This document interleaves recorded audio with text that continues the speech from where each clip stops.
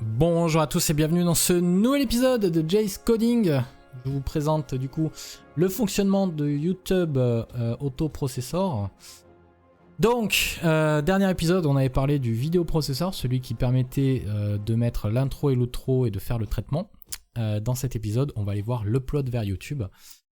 Donc, au niveau du job runner, quand on doit récupérer les jobs qui sont en état upload ready, alors on lance le service d'upload. Et le service d'upload, donc c'est un peu comme les autres services que je vous ai présentés dans les épisodes précédents. Donc on a une configuration de service, c'est start.js qui est démarré à chaque fois. La configuration du service nous met une variable d'environnement home.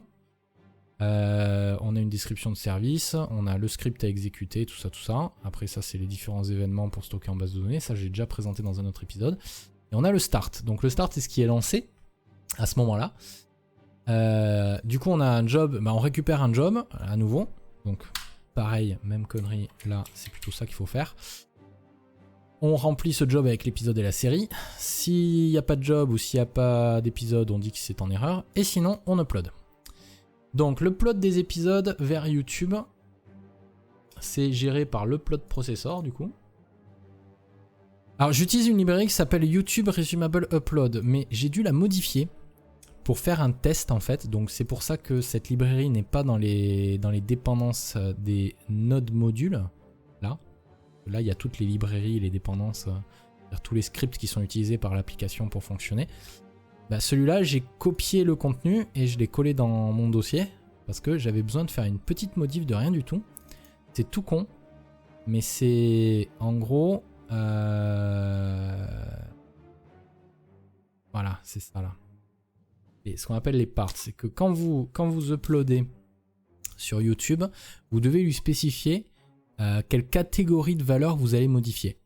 Vous allez modifier le snippet. Le snippet, c'est ce qui contient le titre de la vidéo, par exemple, et d'autres choses, on le verra juste après. Vous avez le statut, donc c'est pour lui dire j'ai besoin des infos de statut. Et il y a Content Details. D'accord ? Et en fait, moi, j'avais besoin d'ajouter la localisation. Alors ce que je constate d'ailleurs, c'est que j'ai dû oublier de... Ah, c'est peut-être pour ça que mon truc de... Attendez, je vais juste en profiter pour aller vérifier sur l'API YouTube. C'est où déjà? C'est vidéo, présentation... Là c'est un peu long. Voilà. Ici on a le kind, et du coup si je veux lui fournir la localisation, c'est là. Donc l'objet localization, c'est bien avec un S. Donc je dois spécifier ces valeurs là. Hop. Du coup il faudra que je reteste en vérifiant que... En fait, si vous voulez, j'ai travaillé entre midi et 2 depuis le boulot, et je crois que j'ai un commit GitHub qui s'est pas synchronisé correctement. Et du coup, il manquait cette valeur, quoi, par exemple. Donc effectivement, c'est que quand lui il va uploader, donc ça c'est une sous-librairie, je vais pas vous faire le détail du fonctionnement. Mais en gros, il va taper sur l'URL upload type resumable. Alors c'est un resumable upload, c'est pour si jamais il est en erreur qu'on puisse le reprendre. Alors ça je crois que je l'ai pas encore supporté pour l'instant. D'ailleurs je voulais juste en vérifier pour jeter un œil. Et qu'on voit qu'il nous met l'autorisation, content lang, xupload, ok. Ça ne nous intéresse pas spécialement. Donc, l'upload processor, regardons un petit peu son fonctionnement. Donc l'upload processor, il expose une méthode upload. Cette méthode upload, elle nous authentifie sur les services de Google. J'ai déjà montré ce fonctionnement avec le sheet processor. C'est exactement la même chose, c'est le même service d'authentification. Et une fois qu'il est authentifié, il nous fait le processing. Donc le process de l'épisode, ça récupère l'épisode dans le job. Alors ça, j'étais pas obligé de le mettre, mais bon, c'est pas grave. Si le fichier existe, si le fichier n'existe pas, je renvoie une erreur. Parce que je sais que j'ai rien à uploader. Ensuite, du coup, je crée mon objet resumable upload, qui est donc cette librairie dépendante que j'ai dû modifier. D'ailleurs, ça serait peut-être bien que le véritable créateur de cette librairie permette de customiser le contenu des... Alors, le truc, c'est que si on regarde... Alors, est-ce que je l'ai toujours dans mes nodes modules, ce YouTube resumable upload? Une bonne question. Et on va... Ah, attendez, comment... C'est bien ça, c'est YouTube Resumable Upload. Donc je dois pas l'avoir. Ça m'étonne, mais il me semblait que je l'avais gardé dans mes dépendances. Ah si, notre YouTube Resumable Upload. on compare avec l'index actuel, vous voyez, en fait, dans l'index actuel, il les a mis en chaîne de caractères directement ici. Et c'est moi qui les ai foutus dans une valeur, 10.parts, pour pouvoir le compléter. Ah bah d'ailleurs, j'ai dit une bêtise, parce qu'en fait, non. Ah, ça ne doit pas aller là. Ça ne doit pas aller là, parce que c'est géré ici. Et oui, j'avais été plus intelligent que je pensais. Attends, juste faire ZZZ, voilà. Donc lui, ce qu'il fait, c'est qu'il met les valeurs directement. Et en fait, ça serait pas mal qu'il expose ces valeurs pour qu'on puisse nous-mêmes décider des parts qu'on veut uploader. Parce que là, actuellement, on peut mettre que ces trois-là. Et du coup, ça supporte pas la localisation. Alors après, je sais pas. Il faut ce système de résumable ne supporte pas la localisation. C'est la question que je me pose. S'il faut, ça ne supporte que ces trois parts-là au moment de l'upload. Et ça ne supporte pas la localisation. Et dans ce cas-là, moi, pour setter la localisation, c'est-à-dire la traduction du titre et des descriptions automatiques, il va falloir que peut-être je passe par l'update ici pour mettre à jour la vidéo et mettre à jour la part localization. Vous voyez? Donc voilà, ça fait partie des trucs encore à traiter, c'est pour ça que j'ai mis en to-do dans le README. C'est peut-être qu'il va falloir que je le fasse dans un autre état de mes jobs. Peut-être que je vais mettre un step set localization par exemple. Ou localization tout court. Enfin, bref, du coup j'avais fait cette modif. Si jamais du coup j'arrive pas à le faire marcher comme ça, bah, du coup je reviendrai à l'utilisation vraiment de la librairie. Mais bon bref, ça c'est du détail. Bon, en règle générale, quand on utilise une lib, on va pas la modifier quoi. Bon bref. Donc du coup les métadonnées qui sont envoyées à YouTube, c'est le snippet. À l'intérieur on a le titre de la vidéo. Donc ça c'est déjà... Tout ça normalement c'est à ce niveau-là c'est déjà précalculé. Hein. On a la description. On a les tags, donc moi ce que j'ai appelé les keywords. On a la langue par défaut, donc c'est FR ou le default language qui est défini dans la série. Donc ça, ce sera pour le cas où j'aurai un audio en anglais, comme pour les séries Steel Division par exemple. Où à ce moment-là, mon default language, il faudra qu'il soit en EN, en anglais, et que ma localisation, elle soit en FR. Parce que si on regarde dans l'exemple ici, la localisation, on a KEN, ça c'est le nom de la langue, le titre, la description et le template de description. C'est la même chose que pour la valeur qui est ici. Et là ça va prendre du coup le default description, et si on regarde le default description ici, on a un default description template et on a un default description template localized pour chaque langue. Vous voyez, donc là j'ai que l'anglais pour l'instant, mais si je voulais mettre d'autres langues, si je voulais mettre FR, je pourrais très bien enlever cette valeur là et puis mettre là avec FR. Enfin, bref, pour l'instant je ne l'ai pas encore fait. Ça d'ailleurs c'est une update que je vais devoir faire dans le processeur du série processor pour dire que la description par défaut, il faut que je prenne celle qui est en FR. Parce que si ma langue par défaut est FR, il faut que je prenne celle qui est FR. Mais si ma langue par défaut est en anglais, il faut que je prenne celle-ci de description. Donc je vais me mettre dans le README ça, parce que sinon après je vais oublier. D'ailleurs c'est là, ne fonctionne pas et bug sur le série. Ouais, parce que là ça va pas. Là j'ai que le cas où par défaut je suis en français, je peux pas être par défaut en anglais. Mais bon, pour moi c'est pas prioritaire parce que les vidéos en anglais j'en ai 3 ou 4 par année quoi. Bref, le statut, donc ça c'est pour dire je veux qu'elle soit mise en privé et je veux qu'elle soit publiée à la date qui aura été définie dans l'agenda. Donc c'est au moment d'upload où on dit à YouTube cette vidéo tu vas la mettre en ligne tel jour à telle heure. Voilà. Ensuite, s'il y a une localisation dans mon épisode, à ce moment-là je rajoute une valeur localisation et je la set à ce qui est défini dans mon épisode. Et je dis à mes parts, je veux aussi pouvoir modifier la localisation. Bon, comme je disais, ça ne marche pas pour l'instant. On va faire fix me ne fonctionne pas pour l'instant. Et voir si je dois pas faire différemment. Bref. Alors ensuite, mon résumable, il a besoin du token d'authentification. Il a besoin du chemin du fichier à uploader. Il a besoin des métadonnées à uploader que je viens de définir. Si on doit monitorer l'upload, oui, je veux le monitorer, je veux avoir son progress. Si jamais il se plante, combien de fois il doit réessayer? Donc là, 3 fois. Et ensuite, on démarre l'upload. Donc ça, c'est un peu comme pour le vidéoprocessor. Ça renvoie des événements qu'on a par ici. Donc, progress, erreur, success. Et moi, à ce moment-là, quand même, juste après avoir démarré l'upload, je récupère la taille du fichier en optimisant sur le système de fichiers sa taille. Je mets mon état en upload progress et j'initialise mes données de plot data à 0 en progress. Au maximum, je mets ce total là et en start date, je mets une nouvelle date. Je sauvegarde mon job et ensuite, on attend que le résumable nous renvoie des événements.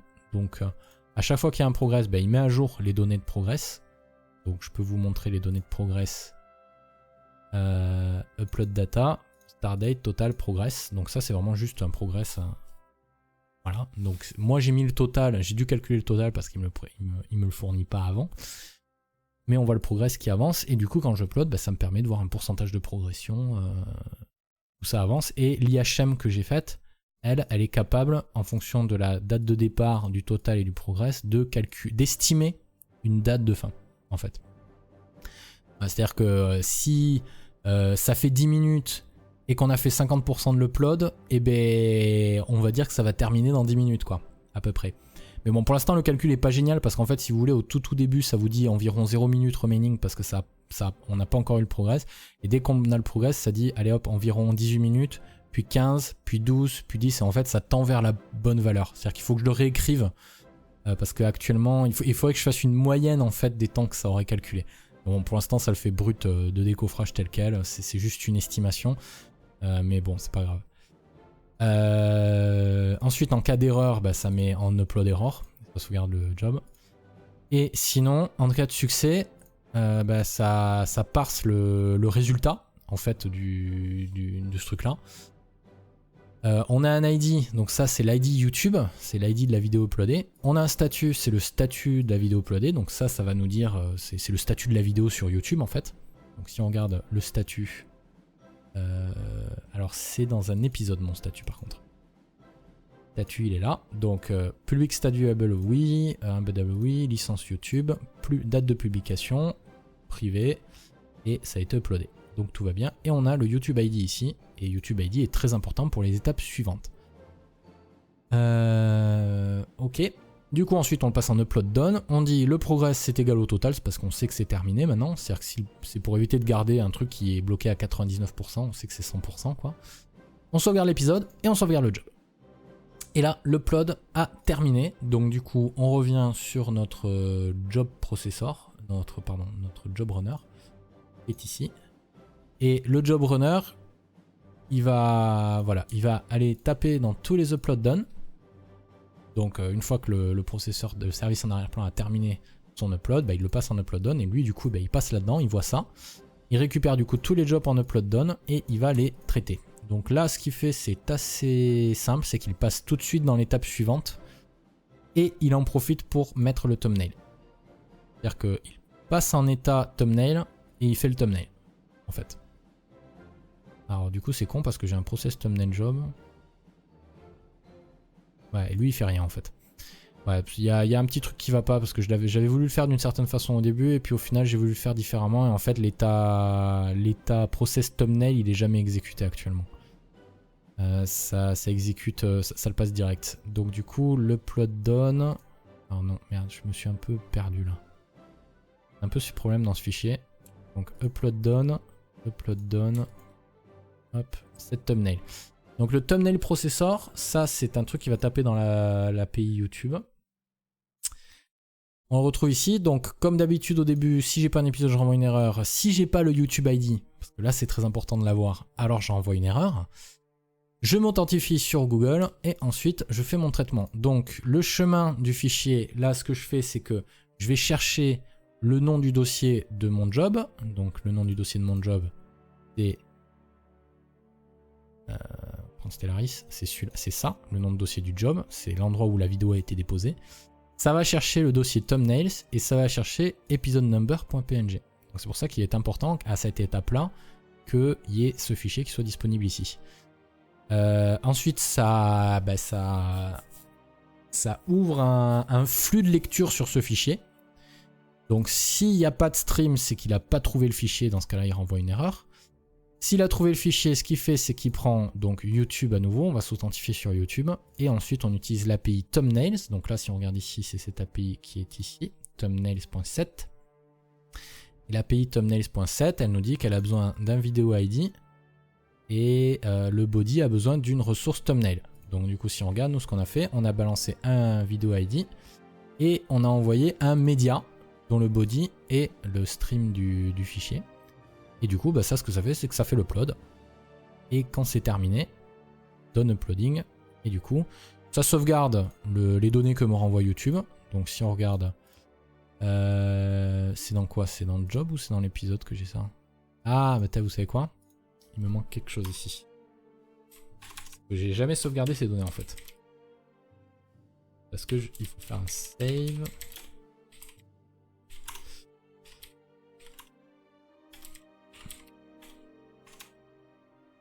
Voilà, et ici, job.save.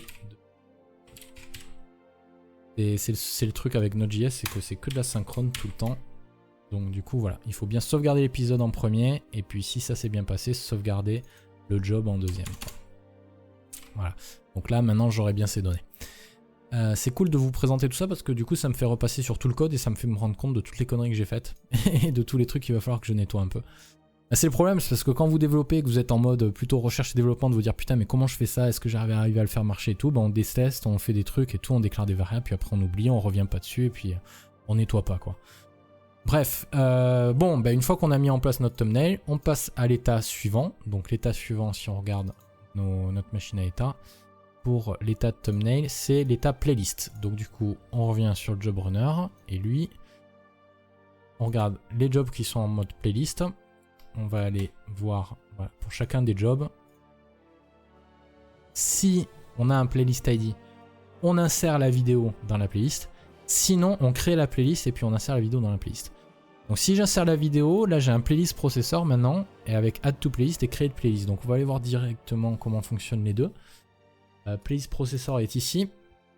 Donc du coup, nous avons notre create playlist. Donc si j'ai pas d'épisode et si j'ai pas de série cette fois-ci, parce que je vais en avoir besoin. Et d'ailleurs, je devrais aussi dire si j'ai pas un job, au cas où, ça peut arriver.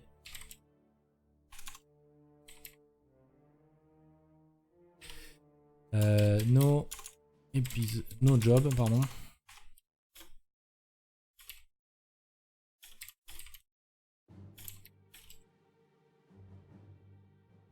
Voilà, et du coup, mettre exactement la même valeur. D'ailleurs, j'ai pas du tout besoin de mettre le nul ici, hein, parce que si je mets pas de variable, ça va directement considérer que c'est nul. Donc si j'ai pas de job, ou si j'ai pas d'épisode, ou si j'ai pas de série, je fais une erreur. Sinon, je m'authentifie sur le client Google et je crée ma playlist. Donc là, je tape, donc j'ai à nouveau besoin des métadonnées. Cette fois-ci, je vais modifier le snippet et le statut. Le snippet, c'est le titre de la playlist. Description, c'est la description de la... Alors c'est la description de la série que je mets en description de playlist, du coup maintenant. Les tags de la playlist, alors je savais pas qu'une playlist pouvait avoir des tags, mais parce qu'en fait dans l'interface de YouTube, je sais pas comment on fait pour les modifier, mais en tout cas avec ce système là, ça me permet de mettre mes keywords de ma série. Et ensuite, bon bah quand je la crée, je la mets en public direct en général. Et ensuite du coup, ça utilise l'API YouTube pour insérer une nouvelle playlist. Si ça se passe bien, ça récupère le playlist ID qui est le data.id, ça le met dans la série, ça sauvegarde la série et ça dit c'est bon, c'est terminé. D'ailleurs, je sais pas trop pourquoi j'ai un done ensuite, parce que je passe le done en paramètre du save. Voilà. Ensuite, si je fais mon add to playlist, ben, même combat. On va quand même gérer ce cas-là aussi. Ce truc-là, ça fait longtemps que je suis pas revenu dessus. To insert list. Donc, on s'authentifie, on processe. Et ici, c'est la même chose. Donc, je récupère le playlist ID. Si j'ai pas de playlist ID, au cas où, hein, je renvoie une erreur. Si j'ai pas de YouTube ID, je renvoie une erreur. Parce qu'il faut savoir quelle vidéo on ajoute, hein, bien entendu. Et ensuite, bah, du coup, j'insère. Et du coup, j'ai mon snippet, l'ID de la playlist. Et la ressource à rajouter dedans, c'est une vidéo. C'est une YouTube dièse vidéo. C'est le kind. Ça, il faut regarder la doc de playlist ici. Insert. Insert ici, ça vous dit, en fonction de ce que vous voulez faire, voilà, il faut absolument qu'il y ait un titre. Et sinon, on peut utiliser ses propriétés. Et après, il y a des exemples qui montrent. Et en fait, en faisant différents tests, je me suis rendu compte que c'est comme ça qu'il suffisait de faire et que ça fonctionne. Et une fois que ça a réussi, bah, ça dit c'est bon, ça renvoie donne. Voilà. Du coup, une fois que le processing de la playlist est terminé, ça le passe. Alors, où est-ce que. Il est où mon next? Ah, il est là. Insert vidéo, next. Et create playlist. Oui, non, le create playlist, il fait pas de next parce qu'on a quand même le insert vidéo après. Donc, c'est lui qui passe en next. Donc, l'état suivant du playlist, c'est wait YouTube processing. Donc, ça, lui, le wait YouTube processing, il va nous attendre que YouTube ait fini de procès. Donc, on va regarder. Tout ce qui est en wait YouTube processing, ça va. Voilà, YouTube. Alors là, c'est pour ça que j'ai un autre processeur dédié à ça. Alors j'aurais pu fusionner le playlist processor, thumbnail processor dans le YouTube processor au final, hein, honnêtement. Mais bon, je préfère garder des fichiers plus petits avec vraiment dédiés à des logiques de traitement. Donc lui, même combat qu'avant. Et d'ailleurs, même problème ici. J'ai pas mis si job égale nul.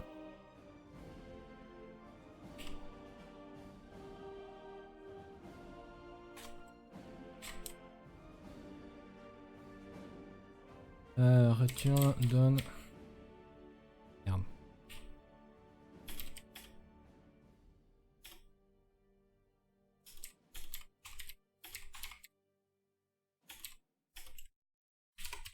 Ah. Donc on s'authentifie. Merde, il me manque un parenthèse qui est pas au bon endroit. Ok, donc on s'authentifie. Qu'est-ce que j'ai fait? Ouais, c'est bon. On s'identifie et ensuite on fait le traitement. On se connecte au système de YouTube. YouTube.video, je récupère ma vidéo, donc il faut utiliser le service list. Je lui passe l'idée de la vidéo, donc il va me renvoyer qu'une seule. Je lui passe l'idée de la vidéo. Je veux le processing details et le content details. Et en gros ici dans mon job, bah, je mets pour item de 0 parce qu'il n'y a qu'une seule vidéo qui est renvoyée, mais c'est quand même un tableau qui est renvoyé. Je veux les processing details, je veux les content details, donc le job.details, lui, il va nous indiquer. Alors qu'est-ce qu'il nous indique déjà par exemple? Est-ce que je l'ai le details?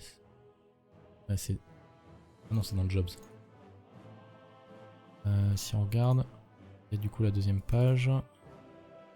Donc details.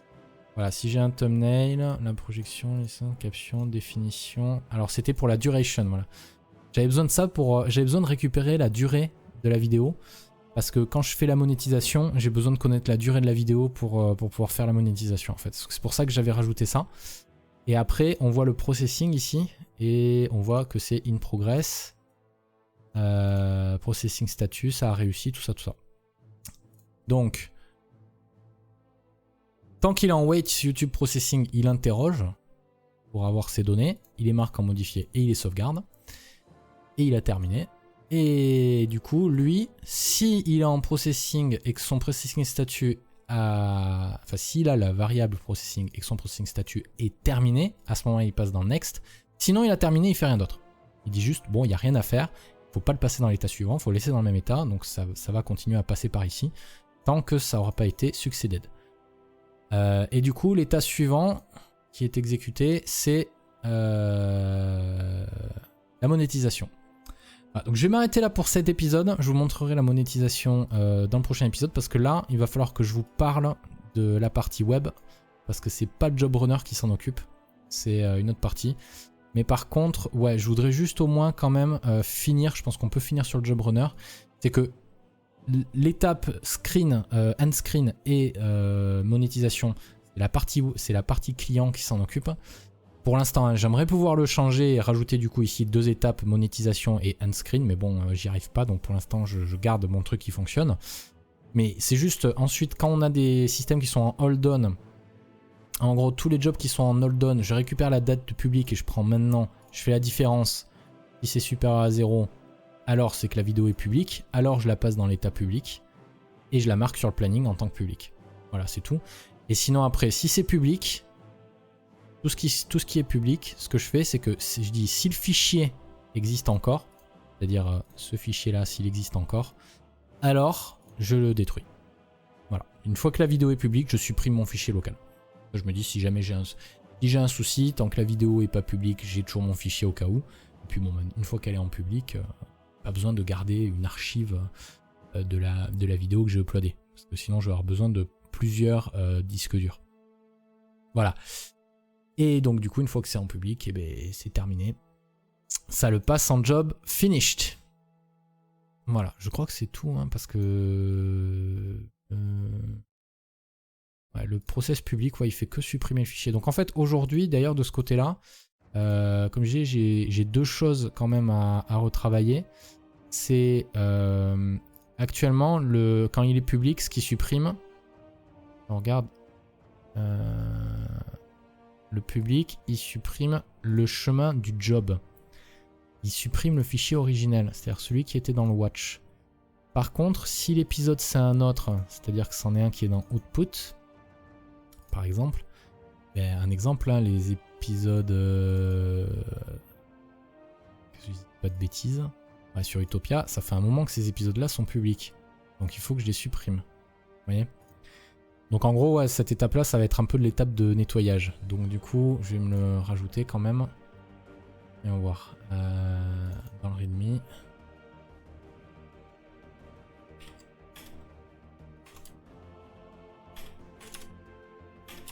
Clean up des vidéos uploadées. Plus configuration pour... configuration. En fait, ce que je vais faire, c'est que je vais mettre dans une config si on supprime ou pas. Comme ça, si jamais quelqu'un d'autre utilise ce programme, ben, il pourra dire voulez-vous supprimer l'épisode une fois qu'il aura été en public sur YouTube? Oui, non. Et là, tu cliques oui. Enfin, c'est le supprimer le fichier local, hein, pas l'épisode sur YouTube. C'est ah, c'est public, pouf, je vous le supprime. Non, c'est pas ça. Voilà. Donc voilà, le job runner, on l'a terminé. Du coup, il nous aura pris 3 épisodes au total quand même.